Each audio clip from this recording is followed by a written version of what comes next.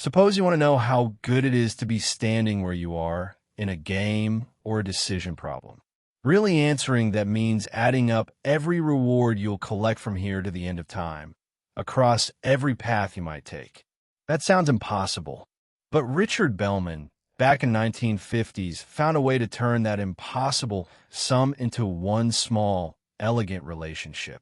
It's called the Bellman Equation, and it sits at the mathematical heart of reinforcement learning. Let's see how it works.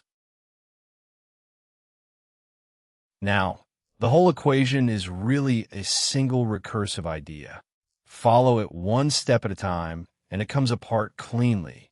Start with what we're after, the value of a state.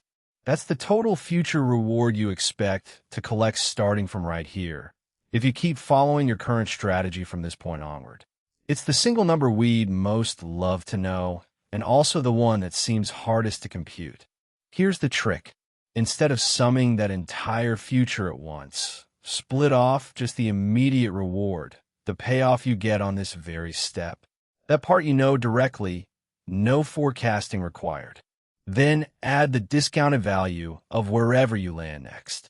You don't re-expand that future either. You just reuse the value of the next state, shrunk by a discount factor so that later rewards count a bit less. And because every state's value is written in terms of its neighbors, you can apply this relationship again and again across all the states at once. With each sweep, the estimates sharpen and correct each other until they settle onto the true values and stop changing. That repeated update is the engine underneath the whole method. So why is this such a big deal?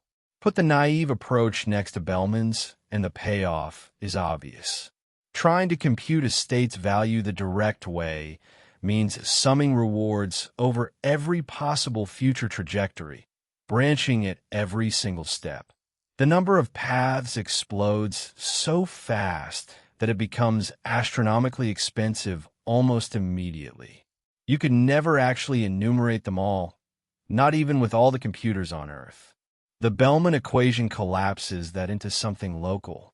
How good is here just equals the reward now plus the discounted value of the place you go next. Look, that's the magic.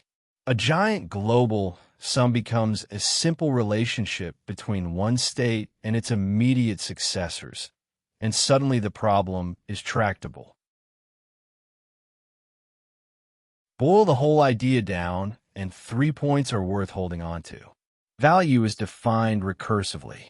A state's worth is expressed through the worth of the states it leads to.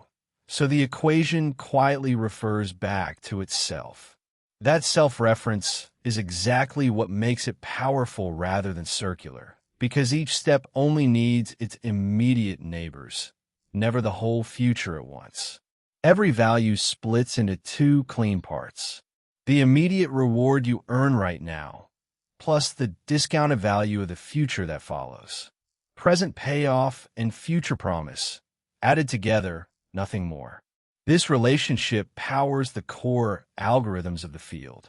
Value iteration and policy iteration apply the Bellman update repeatedly until values converge. And Q-learning uses the Bellman optimality form to bootstrap action values from estimated next state values. Without it, most reinforcement learning simply would not be tractable at all. All right, let's lock in the essentials. The Bellman equation is the recursive relationship at the mathematical heart of reinforcement learning and dynamic programming. It says the value of a state equals the immediate reward now plus the discounted value of the next state you reach.